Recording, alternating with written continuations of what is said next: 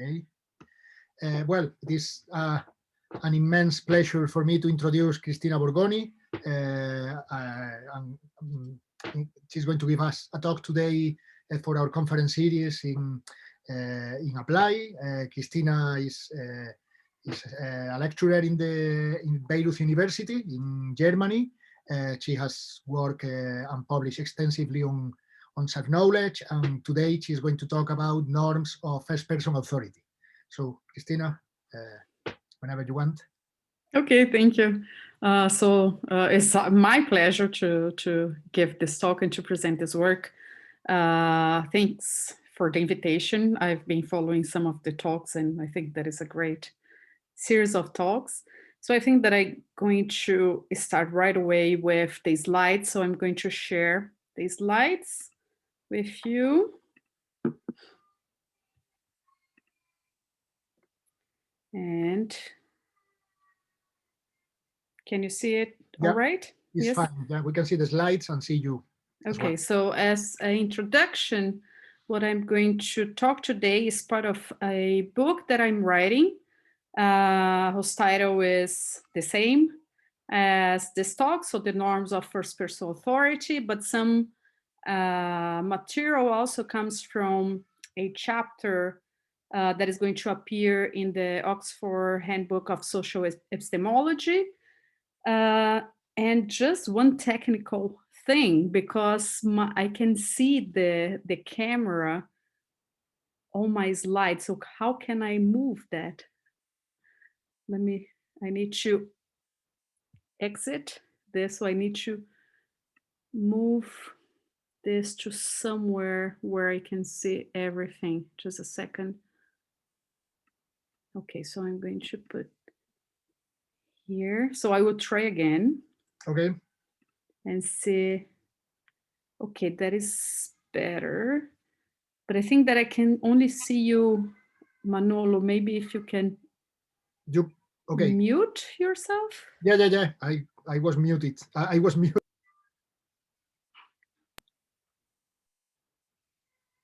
No. Okay, guys, I'm sorry.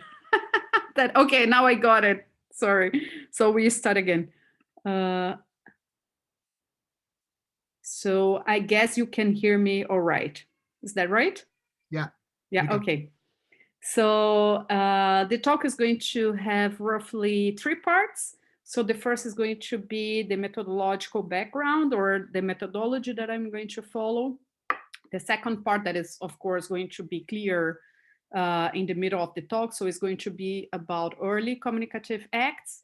And the third part about early differential relations. So I will start with a very famous question posed by Davidson, who actually, well, if he didn't introduce the term first-person authority, at least he popularized the notion when he asked the question, what explains the presumption that a speaker is right when she sincerely attributes a variety of mental states to her present self? So in that paper, that is entitled First-Person Authority, I understand that the phenomenon first-person authority is actually the answer to that question. And Davidson himself highlights the 2 interpretations that we can have of this question, and that is going to be very important for me. So we have one reading that I think Davidson calls the linguistic reading, but I'm calling here the communicative reading, that is a question about deference. So what explains our deference to people's mental self-ascriptions? So that is an interpersonal question, right? So it highlights the social aspect of the phenomenon. And the second question, or the second interpretation of the same question, to which first-person authority is the answer, is the epistemic reading of the question, that is, what explains the asymmetry between self-knowledge and knowledge about other people's minds? So it seems that in the massive literature on the phenomenon of first-person authority, these 2 questions are lumped together. So it's very common to think that the explanation for our deference, if there is anything like deferring to people's avowals, that explanation needs to relate or even be the same as the explanation of the asymmetry between self-knowledge and knowledge about other people's minds. So there is this, I would say, assumption present in the literature. So that is very clear in the works that talk about first-person authority and end up being works on self-knowledge, right? So so that is going to be important for my project. And in 3 slides, you're going to see. Now, so what I'm highlighting at this moment is that there is a standard rationale that is the following. Our deference to people's mental self-ascription is explained by the same phenomenon that explains the special character of self-knowledge, which makes it asymmetrical in relation to knowledge of other minds. So I'm proposing, and I think I have very good reasons to propose that this is the standard rationale that you can find in the current literature on first-person authority. So my first methodological comment is that the book is centered on the communicative reading of that initial question, right? So the focus is on the question about what explains our deference to people's mental self-ascription. And I'm not focusing on the epistemic reading. So I'm not primarily trying to understand the asymmetry between self-knowledge and knowledge about other people's minds. And I will try not to, well, of course, I will not assume the standard rationale. At this moment, I'm not denying it, so I'm not arguing against it. I'm only not going to assume it. So I propose that if it turns out to be true, so if it turns out to be true that there is a very important relationship between the two questions, that needs to be discovered and not assumed.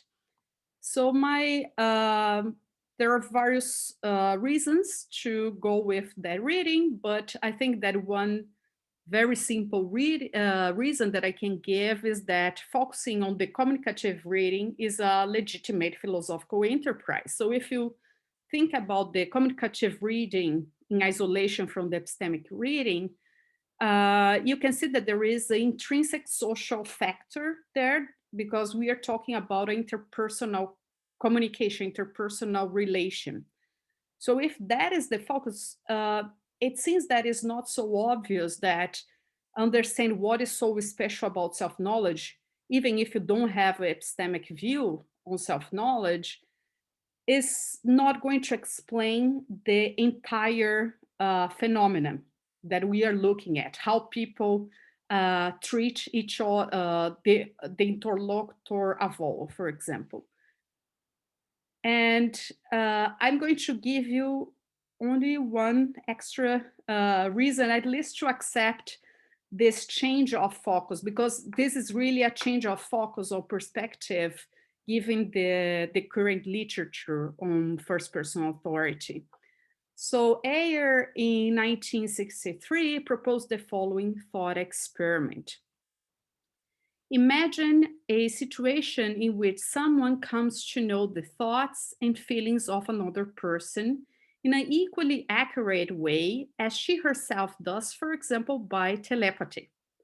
In this case, the person with telepathic powers would be in a position to report the other person's beliefs, desires, and feelings with the same reliability as the person does herself.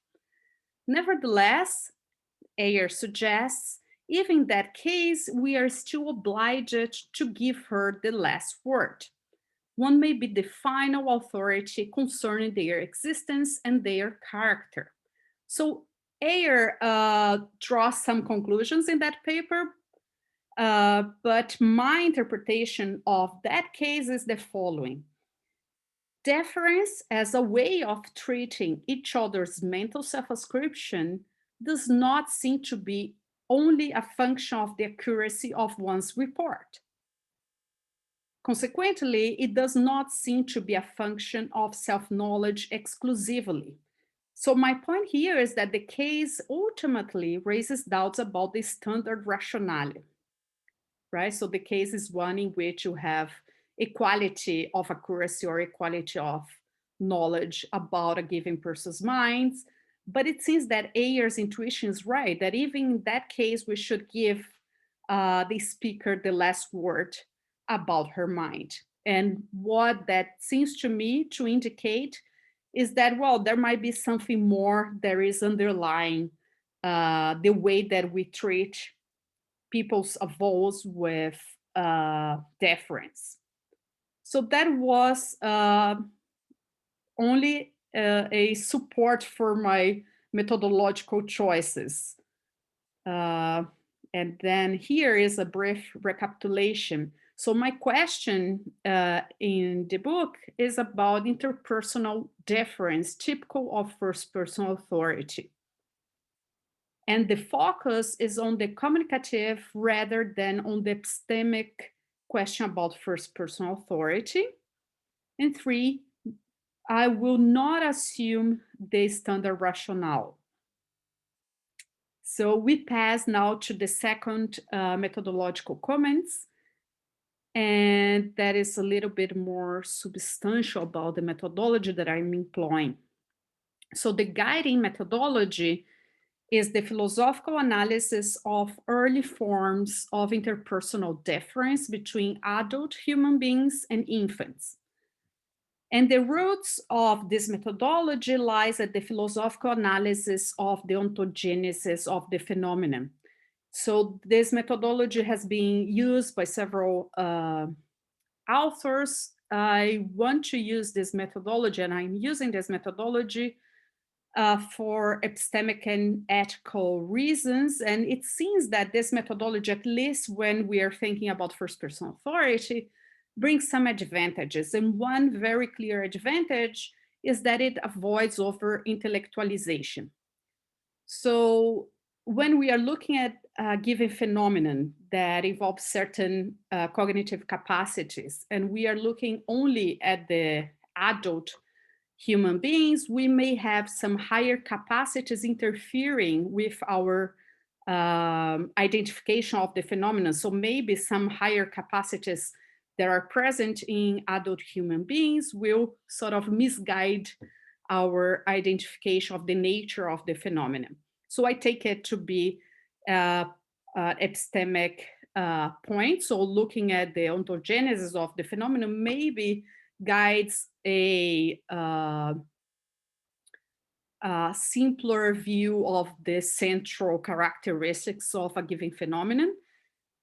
And in case we are treating with a phenomenon that has consequences to how we treat other people, which is the case of first-person authority, if we have, or if we end up having an over-intellectualized approach, that approach will probably bring some ethical disadvantages, some ethical problems, because a over-intellectualized approach is by nature excluding, right? Because we are looking at typical adult human beings, and then of course this class does not include all persons that might be interesting for our understanding. So that is a very brief defense of the methodology that I'm using, but I'm going to explain the way that I'm going to use it in a second. Before I do this, I'm going to go into the phenomenon as the way that we normally discuss in the literature. So there is a received view of the phenomenon, not in terms of the theoretical characterization, but at least there seems to be an agreement about the circumstances in which we can see the phenomenon happening, right? So the following circumstances are the loci of differential relations typical of the phenomenon. So we talk about a default acceptance. If I tell you what I feel, fear, wish, or think, among other mental states, you believe me. There is a default supposition of correctness that attaches to my mental self-ascriptions. A related but slightly different circumstance is the one in which there is an absence of doubts. If I tell you what I feel, fear, wish, or think, among other mental states, you do not doubt me. There is something wrong with doubting a speaker's avowals. And a third, again, related but slightly different circumstance is the one that I name explicit query. If you want to know what I feel, fear, wish, or think among other mental states, you ask me.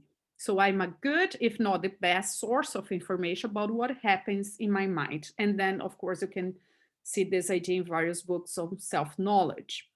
So these are, again, some of the circumstances that exemplify the phenomenon, and that is accepted by everyone. So what I'm doing now is to generate a prototype of the phenomenon first-person authority that makes sense of those circumstances, but that, given the methodology that I'm employing, that can be used as a lens to look at the early forms of the phenomenon. So that is what I'm going to propose as the prototype of first-person authority that I'm going to use, right? So applying the favorite methodology of the book, namely the analysis of early forms of deference, I propose this general characterization that is the following. First-person authority governs the interpersonal norm of deference to our interlocutors' communication of their minds, interpersonal communicative interactions. Treating the individual's communication with deference consists in giving her the last word about her mind. Last word here is put into quotation marks because it is meant to be understood in metaphorical terms. So one way to understand what is to give or giving someone the last word is to give or giving primary weight to what is communicated. This is going to become a little bit clear in the following slides. But I hope that you can follow me here. So it's important for me not to look at communication only in the linguistic form. So that is why I'm being a little bit more careful here. So I want to count also with non-linguistic communications as some possible circumstances in which we can find deference typical of first-person authority. So continuing the characterization of the prototype, so deference typical of first-person authority applies to any communicative act that can stand as an answer to a question about the individual's mental state, even when the communication is not represented as such by the individual nor prompt in this way, right? So all these qualifications are meant to allow for less mature beings to be accounted if all the factors are in place. So we're going to see it soon. So I'm going to repeat the prototype through some slides, so you should not worry about that. So another brief recapitulation to keep in mind the important points that I've discussed so far. So again, the question of the book is about interpersonal deference typical of first-person authority. The focus is on the communicative rather than on the epistemic question about first-person authority. I'm highlighting this several times because it's very common to link directly first-person authority with being the epistemic authority on what your mental states are in the sense of having self-knowledge. So I'm focusing on the social aspect of the phenomenon. So no assumption of the standard rationale. Then I proposed, or I explained the methodology that I'm using, the analysis of early forms of the phenomenon.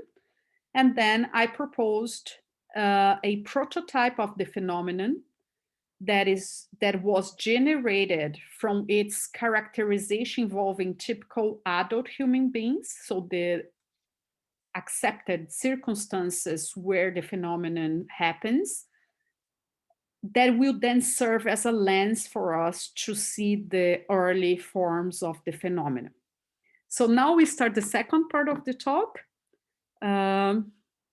And we are going to look now at early forms of first-person authority. So again, here's the prototype. There are two important things that we need to look at in order to identify the early forms of first-person authority. We need to look at the differential treatment, right? So the way that the interlocutor is going to treat a given communication of a person's mind. So treating the individual's communication with deference. So that is one factor. And the second is the communicative act that can stand as an answer to a question about the individual's mental state. We are going to start with the second. So we are going to start with early forms of communicative acts. And here's what we are going to do. So to start with it, I want to propose a minimal understanding of communicative acts as acts that are performed with communicative aims, where aims here do not need to be understood as Gricean intentions. Right, so the distinction that I'm trying to make here is between acts, and the act can be in various modalities, right? So it can be a verbal, can be a gestural act that has a communicative aim. Examples of those acts are requests, informing, sharing attitudes, are all communicative acts of different types, right? So if you enter the room and I greet you just by waving my hand, so I take it to be a communicative act. So there is no verbal form, but is a gestural form, is an act that aims to communicate to you a given content. But I could also have said, well, hi, welcome, etc., etc.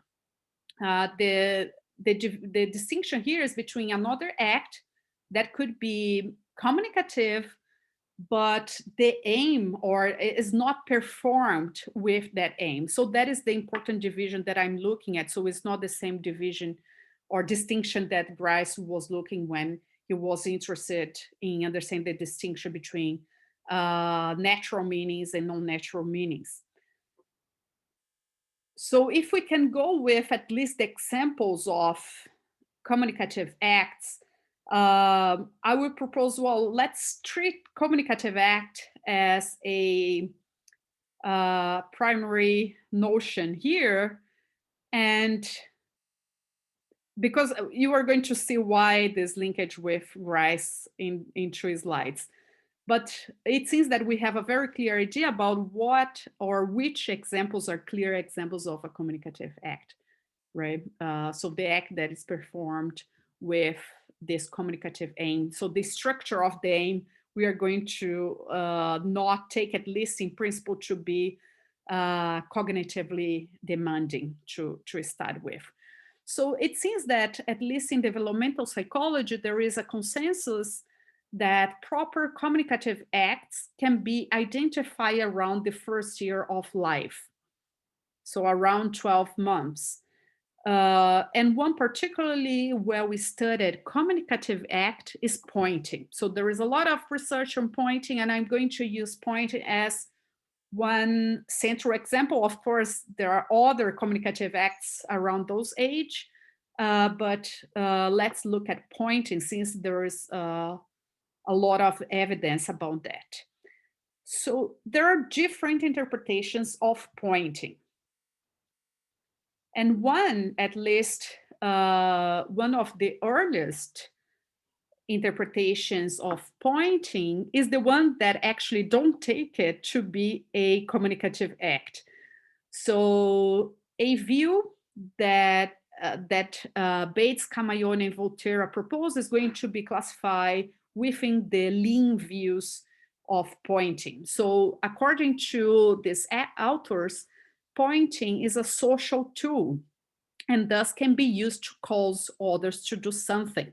So as a social tool, and here the emphasis is on the causing others to do something, so it's not a proper communicative action. So these authors are going to identify two different types of pointing as proto-imperative and proto-declarative, right? So proto-imperative would be the pointing that requests something from the interlocutor, normally from the adult. But of course, there is no requesting going on, right? Because if it's understood as a social tool, this view proposed that what the kids are doing is to cause the adult just to bring a gift object. So the proto-declarative will be something involving a state of affair, but again, because this proto is not a proper communicative act. Nowadays, this view is not very popular, and there are various empirical challenges. It seems that the act of pointing in these interactions between adults and infants is more complex than a mere social tool could explain. So there are some experiments that look at how the infant repeats the pointing in various circumstances to get the motive transmitted, etc., etc. But I think that one important empirical reason for us to avoid the lean view is the experiment proposed or performed by Liskovsky, Carpenter, and Tomasello, where they found that infants can actually refer to absent entities. And I think that is a very good reason for us to think that there is more complexity to pointing than this first view has imagined. So again, it seems that nowadays these views are not very are not the majority, or at least are not very popular.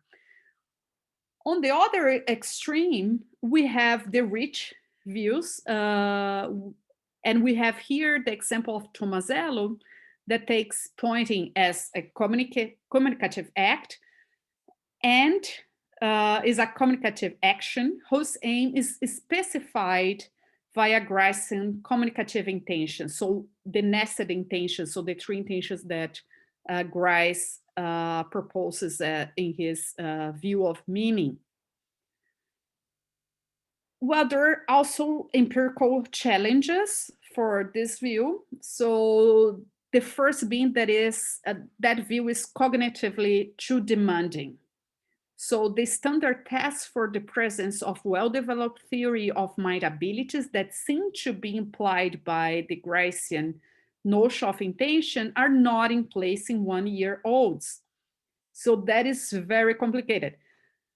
We have, however, so given the challenges to both streams, there is a movement trying to have a moderate view or a moderate interpretation of pointing.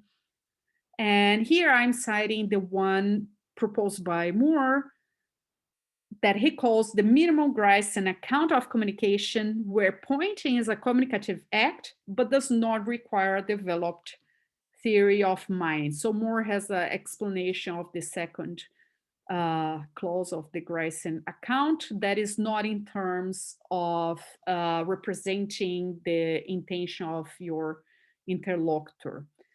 So just to make things a little bit short, I'm going to go with the moderate view. So it's a view that accepts pointing to be a communicative act, but does not need to be, or at least denies that the communicative aim is specified in terms of the Gricean nested intentions. So that is going to be important for some points that I'm going to make later. So what is interesting about pointing is that we have different types of pointing, or at least developmental psychology has identified different types of pointing according to what they call motives, right? So they use that term motives.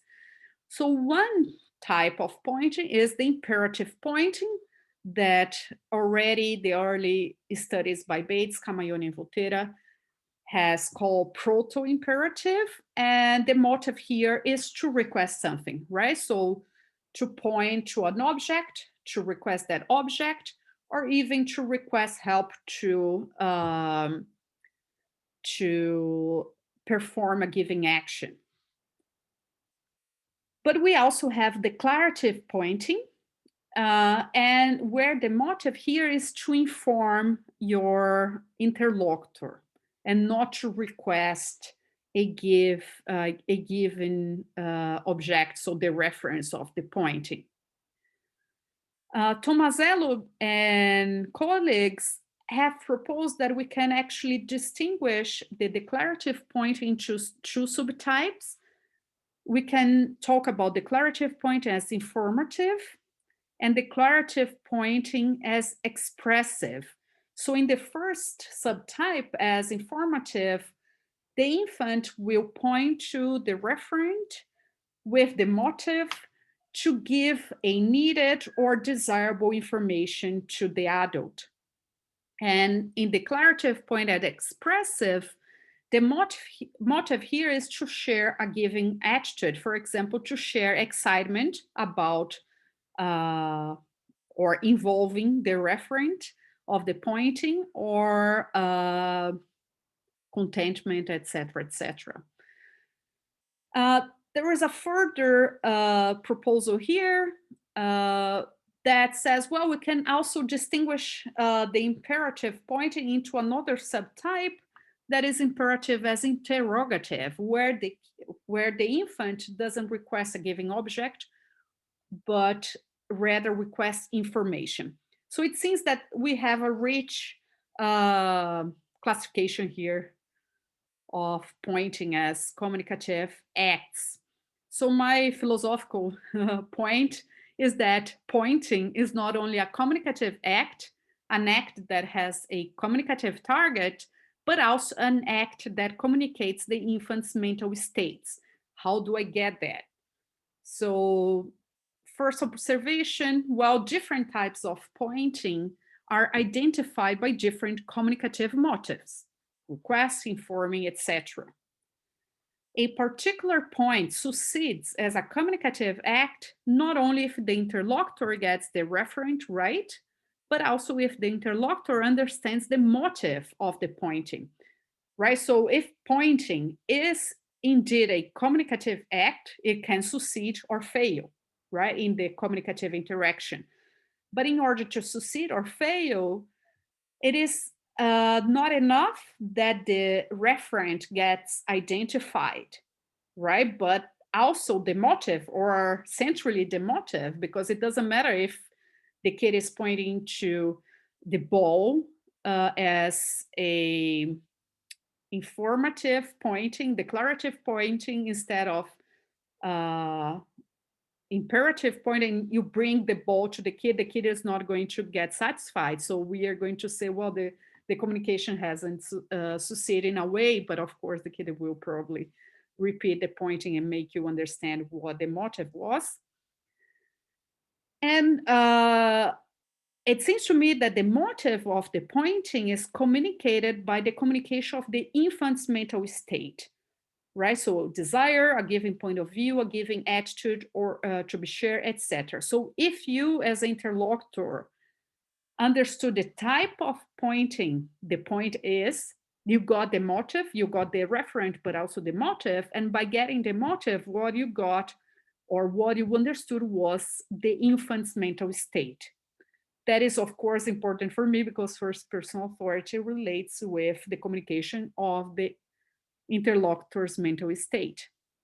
So here's the last recapitulation, but there is a third part of the talk. I'm not done yet. So we started with the prototype of the phenomenon, and we looked at the factor within this prototype that was about the communicative act that could stand as an answer to a question about the individual's mental state. Interpersonal communicative interactions is accepted to occur around 12 months, pointing as one well-studied case of early communicative act. I propose that can stand as an answer to a question about the individual's mind. But we need still to look at the other side of the interpersonal communication. We need to look at the interlocutor treatment of that communication with deference if we want to understand first person authority, in this case, early forms of first person authority. So here's the prototype again.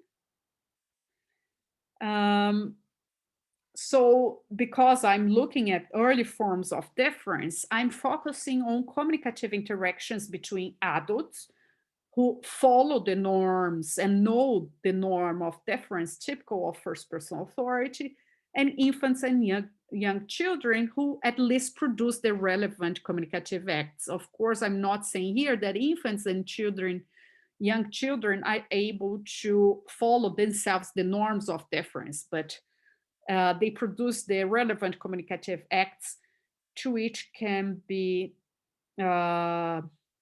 to which adults can defer,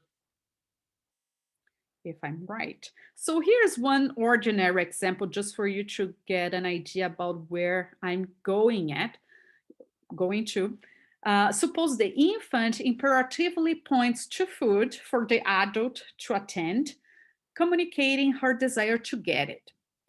Deference to her communication can take various forms, akin to the presupposition of correctness and absence of doubts that attaches to the communication of mental states among adults. The adult's response to the infant gives the infant's communication primary weight in the sense that his actions and decisions integrate that communication by presuming it to be correct. So I'm saying that we can identify deference in the adult's response to the infant's communication if the adults can give primary weight to the communication of the infant's mental state in his actions and decisions. So they need first to understand, second to presume it to be correct, and third to take a given decision. So in this case, maybe if the food is ready and there is no inconvenience to give the food to the kid, the person will just serve the kid the food that she's requesting, right? So a number of documented parental practices give us material to get the norm of first person authority, at least at the descriptive level. So in the book, I'm looking not only at these abstract examples, but I'm looking at concrete parental practices. And I'm saying that there is a material to get that descriptive form of treating the infants with deference. So deference to the infant's communication of her mind is promoted or simply part of such practices. So I'm not going to enter in any one specific question, but there is something in between, right? The practice of having a meal together. So we are talking here about 1-year-old infants, right? So the interactions with them are a lot of the time interactions that involve their basic needs. So eating is a very important or at least very present issue for interaction, right? So that's why we're talking about food now. So when 11 or 12-month-olds are part of social practices that allow them to communicate their minds, such as when they are part of social meals, there is already place for deference typical of first-person authority. At the dining table, so in practices where the infant is sitting there and served as the other, so that is I call a parental practice that differs from another one in which the kid is fed alone in isolation, not participating in the family meal. So looking at this other practice where the infant is integrated in the dining table, so the infant's pointing to a giving food, turning the face away when is offered something, or clapping when her favorite food is offered, are communicative acts that are well recognizable, right? So one being asking for a giving food on the table, the other one refusing another type of food, and the other one expressing contentment with another giving food. So not counting those communications when deciding what the infant will eat is a form of not deferring to them, because adults are in the position to decide what the infant you're going to eat. And thus, if you do not count those communications to decide what you're going to do, you are not imbuing the infant with first-person authority. So the descriptive form of the norm is roughly and tentatively the following: give primary weight to the infant's communicative act when taking a theoretical or practical decision. So the norm does not have the form, give the kiddo what she wants. That is not what I'm proposing. I'm proposing that there is a decision to be taken, and you are going to consider very highly, of course, the infant's communicative act of their minds. And then by doing that, we can see the norm of first-person authority at the descriptive level. So if this slide is just to bring you to the ordinary aspect of the phenomenon, because it seems that when we talk about infants and eating, things seem so ordinary, but it seems that between adults, the phenomenon is also very ordinary. And here are some examples of the cases that literature on first-person authority accepts as examples of deference typical of first-person authority. So one, if I claim to be upset or happy about something, or to have a yearning for plum pudding, then all things being equal, assuming that I'm sane and sincere and not deeply distracted, the appropriate default assumption is that such claims are true. Second, phenomena of vowels, like I have a headache, my feet are sore, I'm tired, I feel elated, my vision is blurred, my ears are ringing, I feel sick, and so on, exhibit the mark of being strongly authoritative. If somebody understands such a claim and is disposed sincerely to make it about themselves, that is a guarantee of the truth of what they say. Here's some other example. When I utter the sentence, I believe that Wagner died happy, there is a presumption that I'm not mistaken. Fourth, when a person tells us that she believes that Yankees are going to win the World Series, or that she wants a beet salad for lunch, we ordinarily take what she says to be true. So my proposal is that 1-year-olds will probably not be in a position to communicate all the listed mental states above.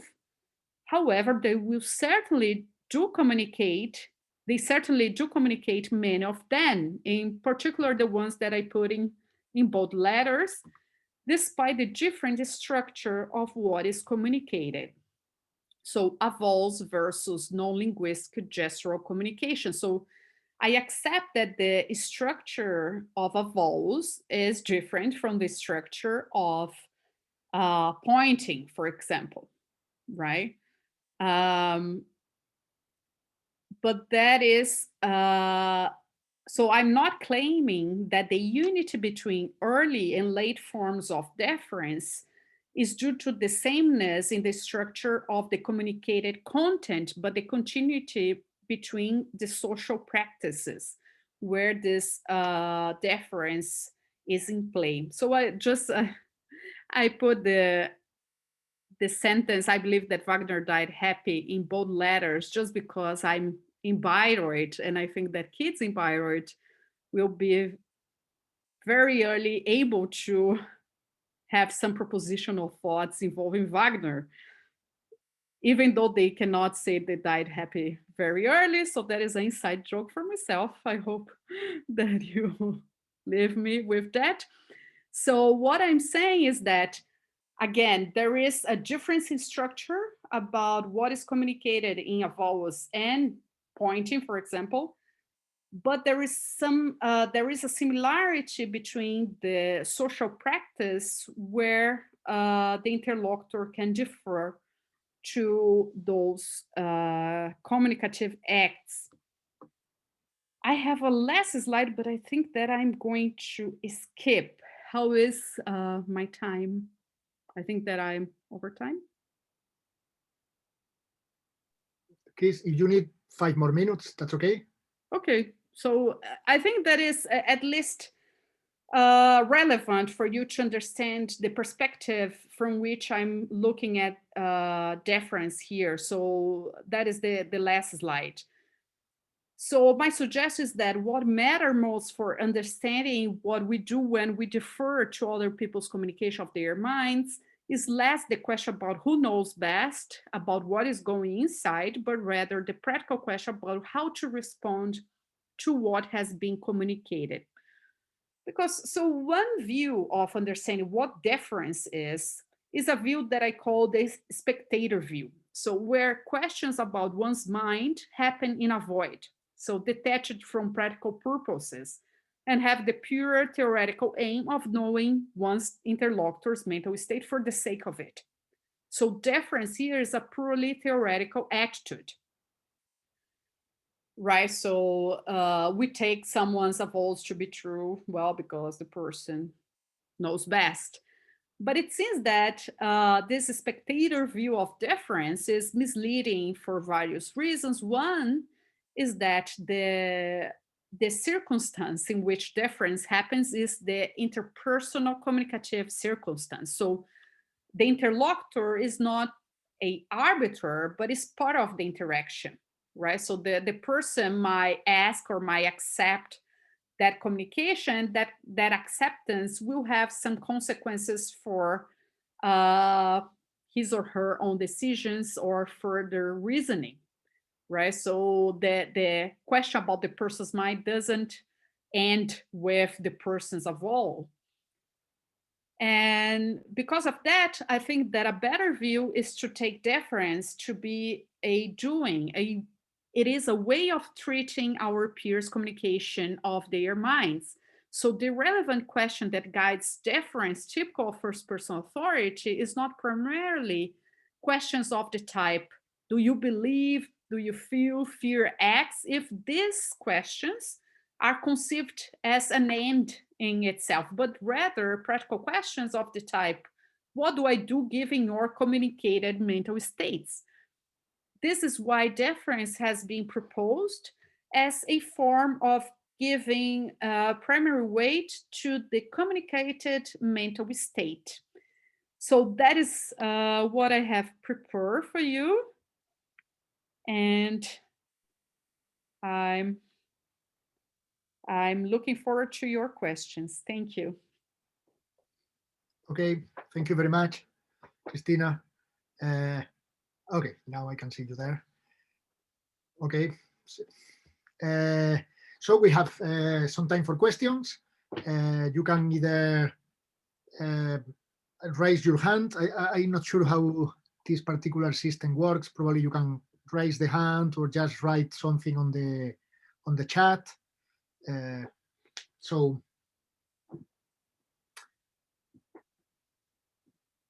we wait 10 seconds, and otherwise I ask you a question.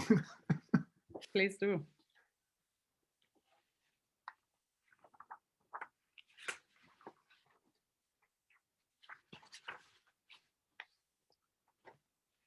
Well, okay. While other people get the courage, I have a couple of questions, but I will start with one which I don't know. It have been worrying me since we talked about that like a year ago, or maybe a little bit more than a year ago. But I think that today with the talk, I possibly have reasons not to worry anymore. But anyway, I want to check with you. My worries has to do with what we could call some kind of underdetermination some kind of underdetermination in the kind of mental state that we attribute to the infant, that we consider that the infant is communicating, and in particular with the example of pointing. My original worry when we talked about that last year was that this separation of first-person authority and self-knowledge can invite and to talk about first-person authority in very small children, and children of like 1-year-old children, can invite the idea that children learn to discover their mental states rather than constituting their mental states in the company of adults. So that was my worry. My worry was, I mean, I will give some examples with pointing now, but let's think of some more classical examples, such as the baby crying because something is wrong. If we project into the baby the mental life of an adult, we assume that the baby knows what's wrong with her. She's hungry, she's sleepy, she's wet, whatever, yeah? Or she's in pain. But it's not clear that actually very small babies or infants have such clearly delimited feelings. So maybe what she's expressing is just discomfort. And we teach them to not just to distinguish mental states that are previously there, but to have more specific mental states. We teach them the difference, and it may take a long time, but we teach them the difference between feeling angry and feeling stressed, or I don't know, even in your thesis, you use some examples in that direction. Yeah? You think that you are tired, but you are just irritated because there are too many people around you. Yeah, but perhaps my worry is maybe there is not such determinate mental states in babies for us to be deferential towards, but actually what we do with them is to help them constitute those kind of more thin-grained mental states. But perhaps the answer to this is that this has nothing to do with knowledge, that your separation between first-person authority and knowledge actually eliminates that kind of worry. So let me say the same regarding pointing, and then you answer, and then you tell me your thoughts. If we are deferential towards a small baby, an infant, regarding what they want to eat, because we see them excitedly pointing at something, maybe they are not pointing at that something because that's what they want to eat, but because it's very colorful. So how are we to distinguish between a case where the baby is actually expressing her desire to eat an apple, or which she's just very excited about how red the apple is?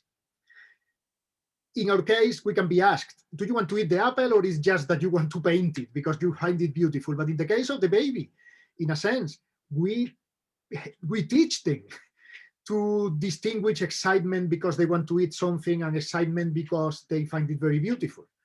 So is this worry well placed, or part of this, or your strategy of talking about first-person authority without needing to have self-knowledge is aimed precisely at avoiding that temptation, the temptation of a kind of pre-established mental life that babies learn to discover? Right. So do you see the two questions related, or?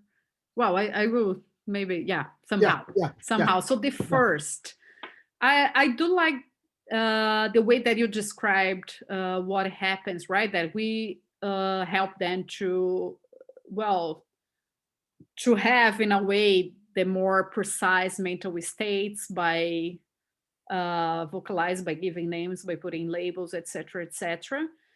I think that is right, and maybe and it's probably the way by which we actually start to be self-knowers.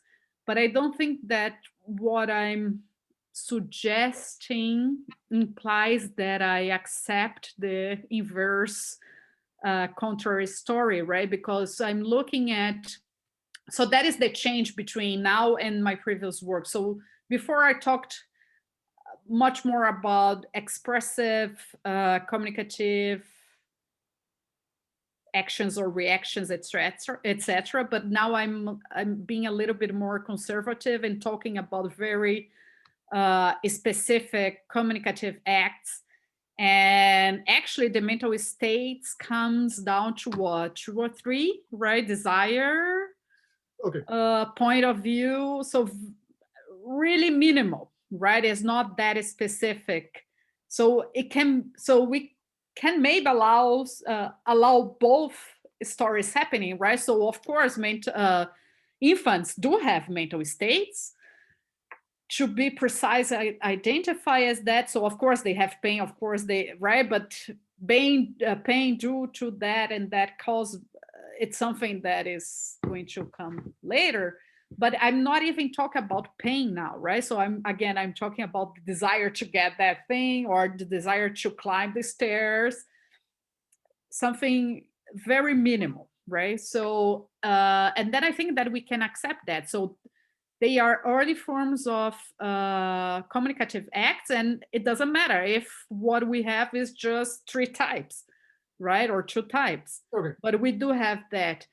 And so the second question that you, so the point in the underdetermination, so that is a good question, right? Because I think, so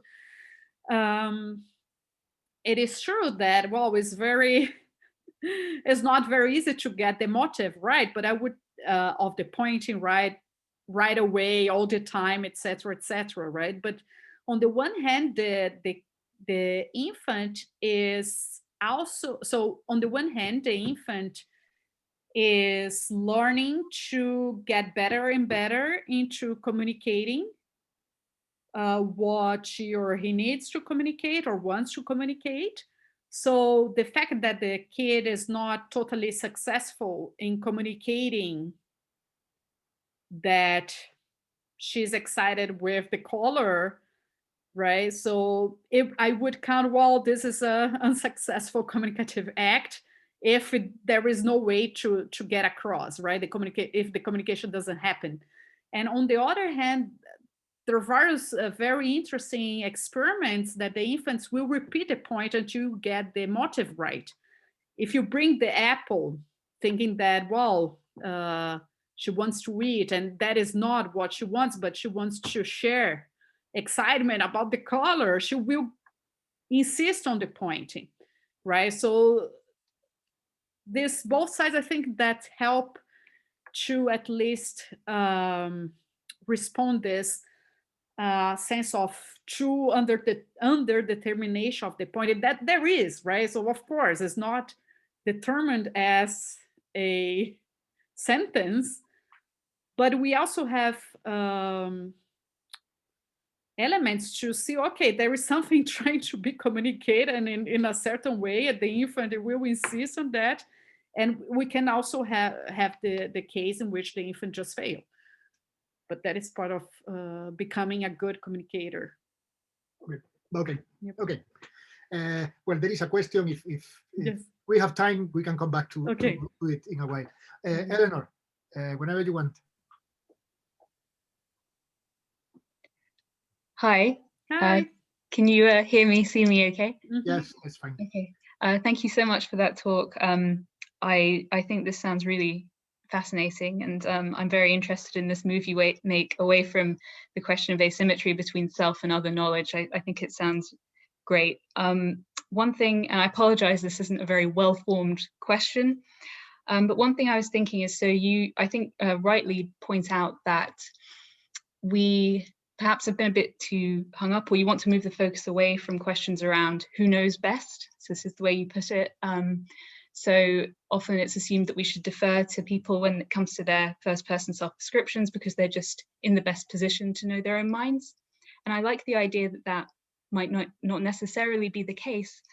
But one thing I was wondering is whether maybe what's going on is something slightly different or more subtle, that maybe it isn't necessarily the case that, and I'm probably focusing too much on the epistemic question that you don't want to focus on here, but maybe the issue isn't one of whether the person knows best about their own minds, but it seems like they may have a special kind of entitlement to their own self-descriptions, where even if they're kind of not very good at self-knowledge, they nonetheless have a certain entitlement or right to make self-descriptions that puts some kind of pressure on us, or gives us some kind of normative obligation to defer to them, even when we might think we know better, or we might actually in fact know better. And so I wondered whether maybe that doesn't cause an issue for you, but whether you would agree that maybe it might be something along those lines. Or sorry, I don't know if you can say anything about that. Yes, I can definitely say thanks for the question, because that relates to the thing that maybe the title promised. So I didn't talk about the norm, right? So I talked about the descriptive form of the phenomenon, maybe where we could find the norm. But when I will be looking at the norm, then those questions will be very important. So if I treat your Communicative Act or your eval with deference, so what is the norm guiding the treatment, right? So I wanted to suspend judgment, or at least not to start with the question about self-knowledge first. But of course, I will need to talk about it. So my view now is that there is an epistemic factor there. So it's not, so that relates to the accuracy of the communication of my mind, that, well, explains partially why I deserve the treatment that you give to me, but that is not the only factor that would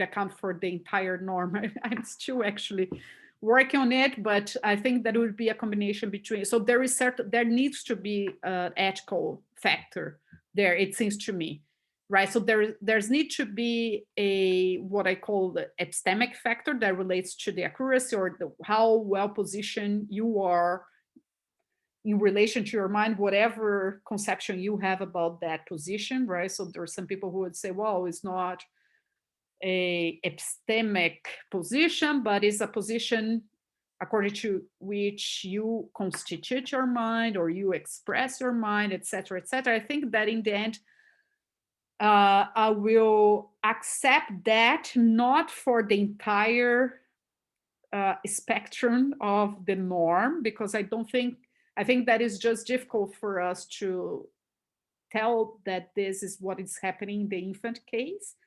So I accept that the infant deserves deference, first because the communication is accurate of her mind, but not because there is a perspective on her mind that is accurate, right? That it will happen later. So in adults, we do have that communication being accurate that relates to the way that we have a stance on our minds.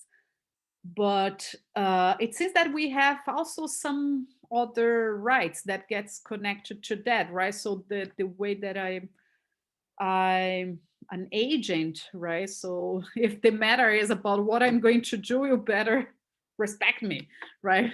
I mean, something like this, right? So, but that is also present in the adult case, right? Because I think that the thought experiment from Ayer is interesting, because it highlights that, well, if it was just a matter of accuracy or knowing things, then we wouldn't be able to explain why then you should be the priority here when it comes to your mind, to the expression. Why should I ask you what you want to eat rather than, I don't know, your colleague Well, because you seem to have not only an accurate question, but that you deserve to be asked something like this. But your question is totally in the right direction, I would say. Okay, thank you. Thank you. That's really helpful. You're welcome.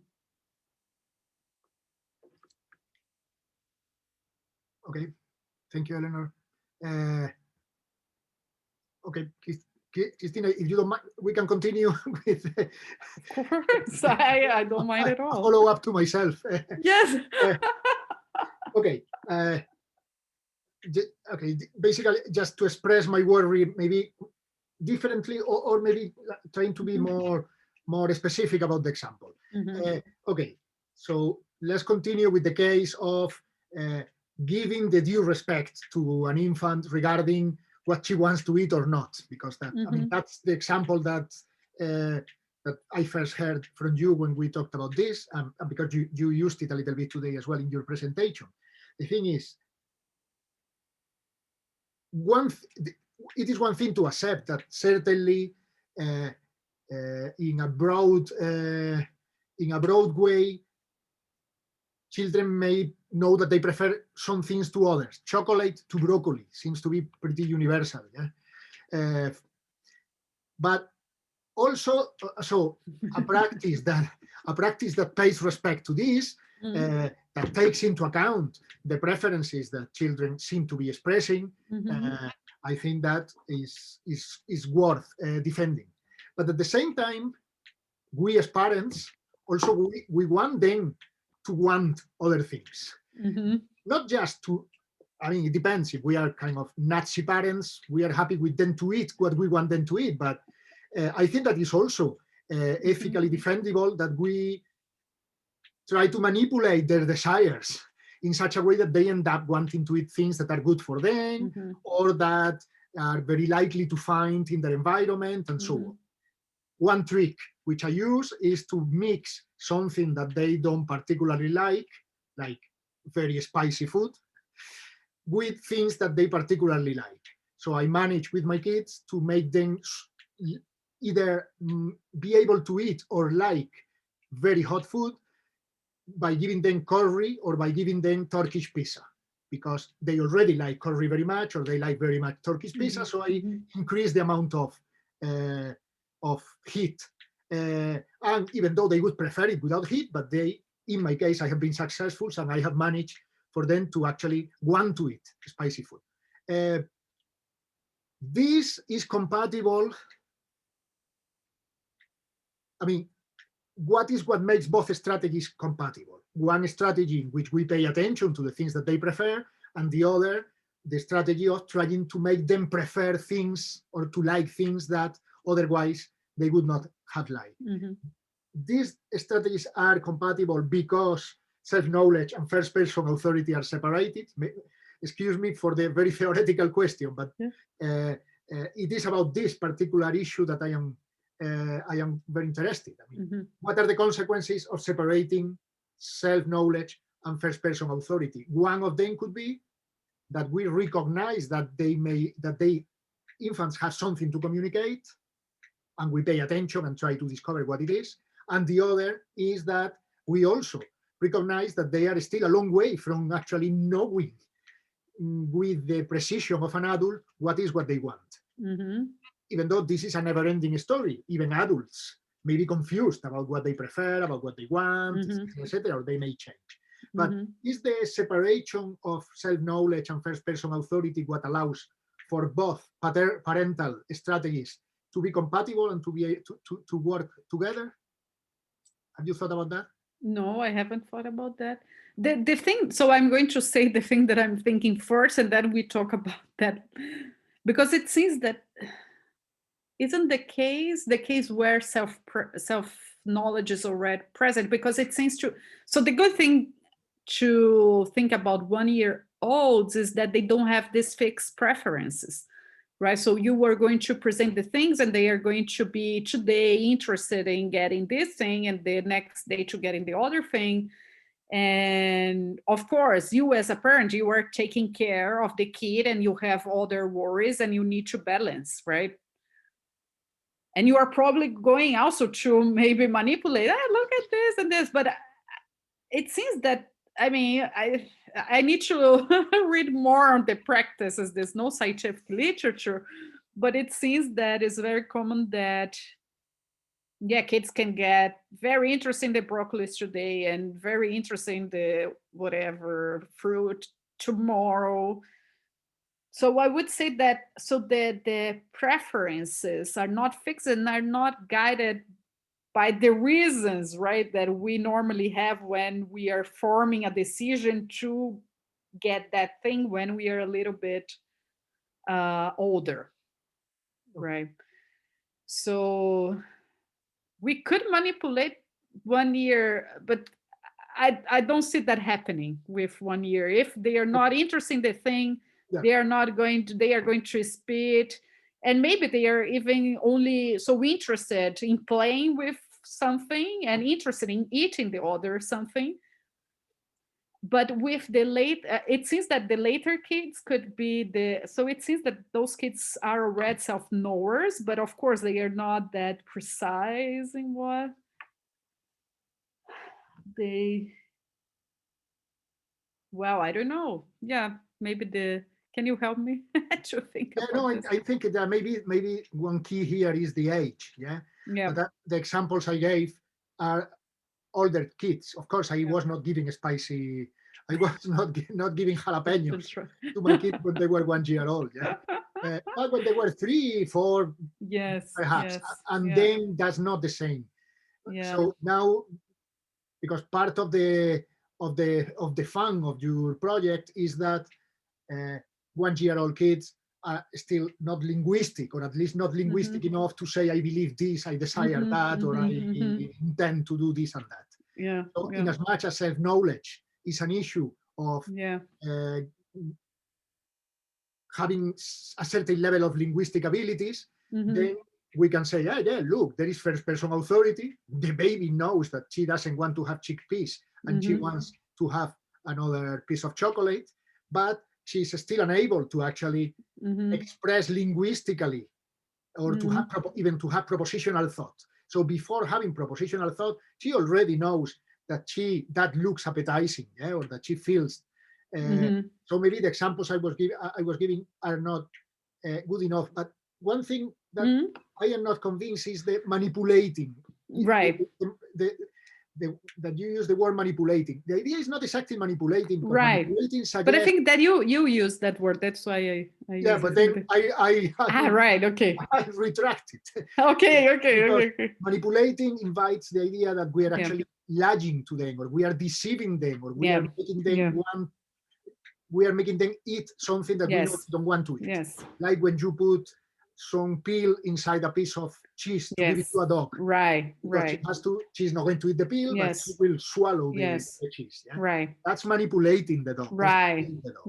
What I said. No, you were inviting them to like more things, right? Because of course they would claim, wow, I don't like this thing, but they don't know that don't like, but you are proving that they actually like. Exactly. Right? So that's not exactly manipulating. Yeah. Yes. Yeah, it's like, yeah. Okay. Yeah, so there is a localized absence of self-knowledge there. And so you think that you would have first-person authority? Yeah, it could be. Yeah, you still, okay. Yeah, and also related to this kind of theoretical move of divorcing first-person authority and self-knowledge. I think that there are ethical reasons for both directions, for the directions that you prefer, or that you have explicitly defended, to argue that there can be first-person authority without self-knowledge. We can understand the phenomenon of first-person authority without looking at it with epistemic lenses. But I also think that separating first-person authority and self-knowledge there are ethical reasons to argue that there can be self-knowledge without first-person authority. Like in cases of, for instance, testimonial injustice. Think of people with mentally ill people. the way often mentally ill people are treated by the medical establishment, or the way women or people from certain races are treated by the medical establishment. They are not given the authority over their own the way they feel or the way they think that they deserve. If we have a conception of first-person authority like the one that you have presented, that is highly relational and social, if no one recognizes that you have authority, you have no authority. But this does not stop you from knowing certain things.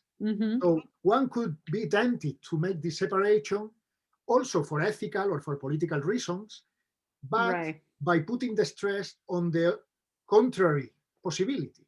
No first-person authority without self-knowledge, but self-knowledge without first-person authority.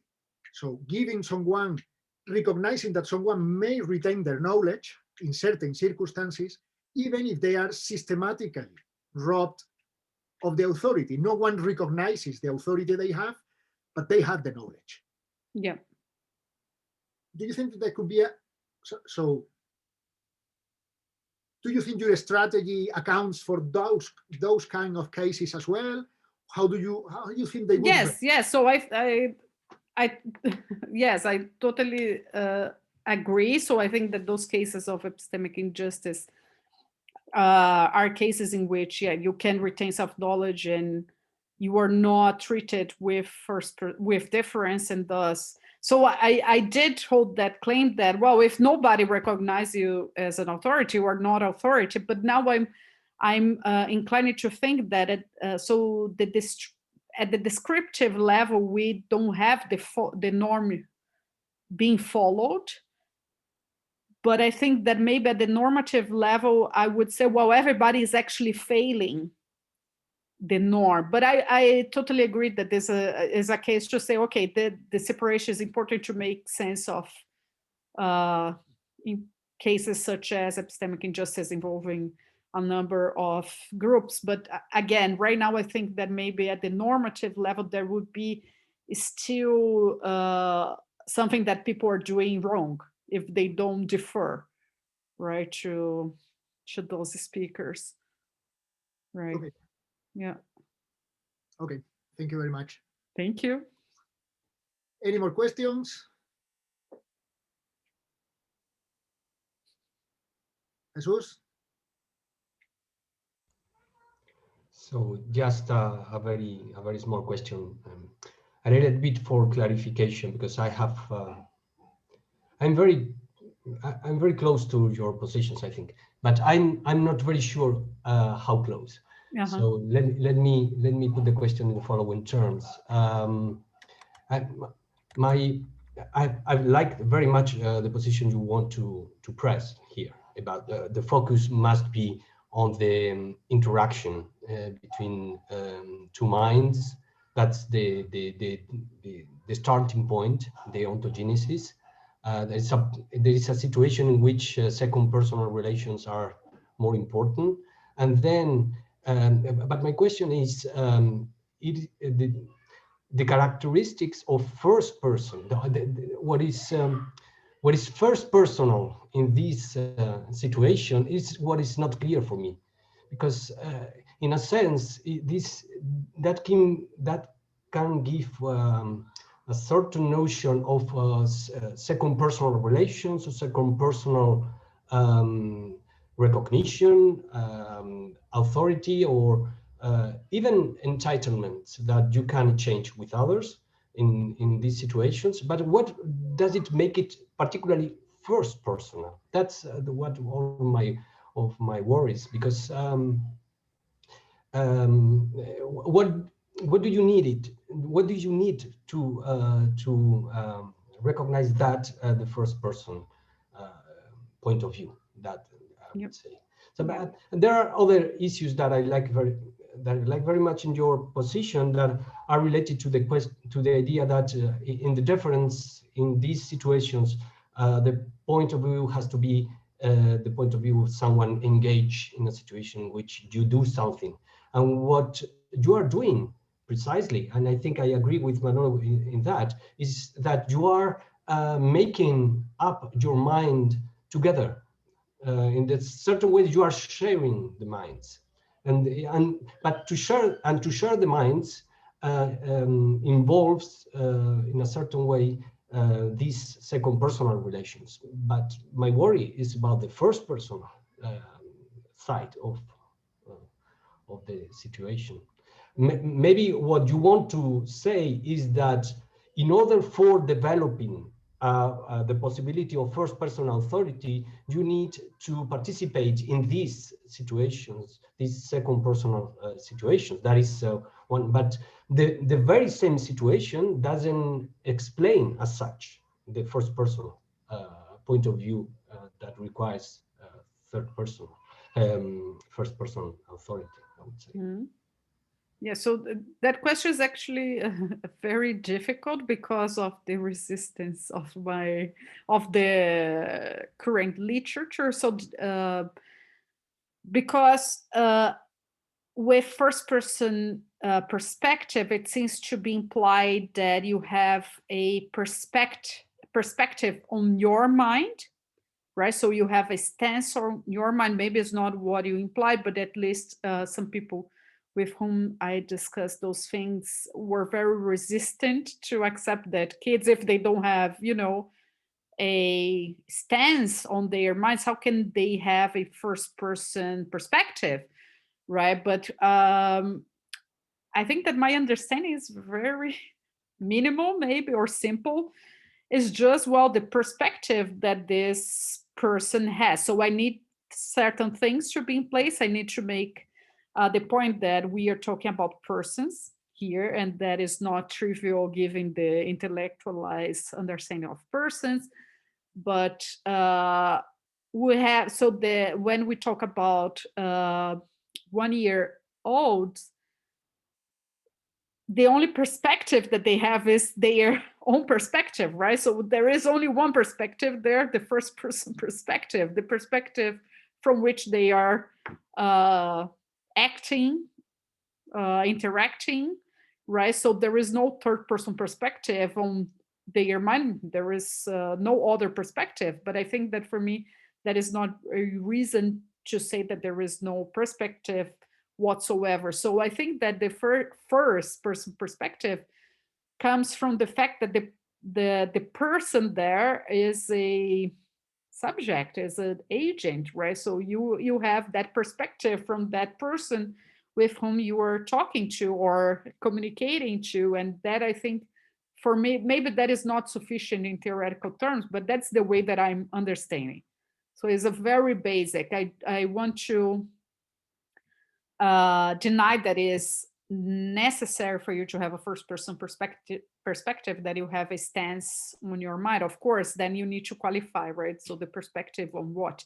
There is a perspective there, right? When we talk about infants, there is a person who has a perspective. And I would say, well, there is only one perspective, the first person perspective. But the fact that there is no other perspective doesn't mean that there is no first person perspective. That is what I would reply. But it's not a trivial question because there will be lots of resistance, I think.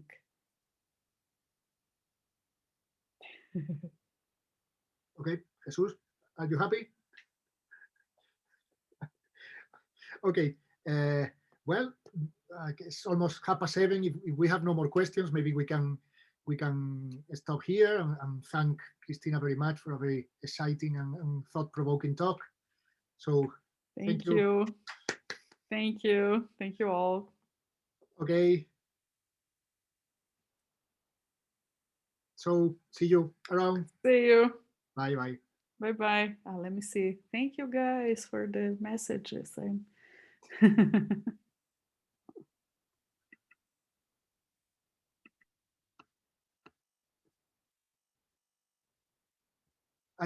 I can close. I mean, if I close, perdona, Jesús, si lo apago, no te oigo.